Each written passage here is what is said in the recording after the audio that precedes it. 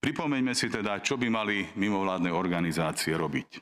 Vo vymedzených kompetenciách pomáhať riešiť agendu a problémy v oblasti charity, boja proti chudobe, starostlivosti o zdravotne alebo sociálne odkázaných ľudí, ale aj v záujmových oblastiach, napríklad u mládeže, vo vzdelávaní, umení, športe, kultúre a tak ďalej. Mnohokrát suplujú mimovládne organizácie povinnosti štátu, vyvíjajú záslužnú, užitočnú a bohumilú spoločensky prospešnú činnosť, ktorej spoločným menovateľom je pomoc a starostlivosť. Chválihodné aj úctyhodné a dodám ešte, že aj zmysluplné. Zaslúžia si preto uznanie a podporu zo strany občanov i samotného štátu. Mimovládnych organizácií je na Slovensku, teda sú na Slovensku 10 000.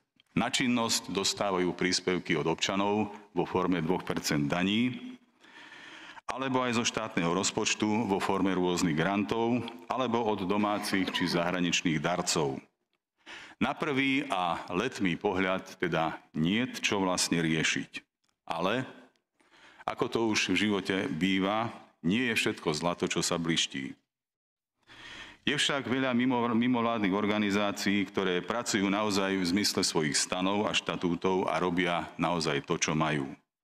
Je však veľa mimovládnych organizácií, ktoré majú pekne znejúce štatúty alebo stanovy, ak chcete, o ochrane ľudských práv, ako som hovoril, o ochrane právneho štátu, o ochrane princípov demokracie, ale ich samotná činnosť už taká nezištná a nevinná nie je.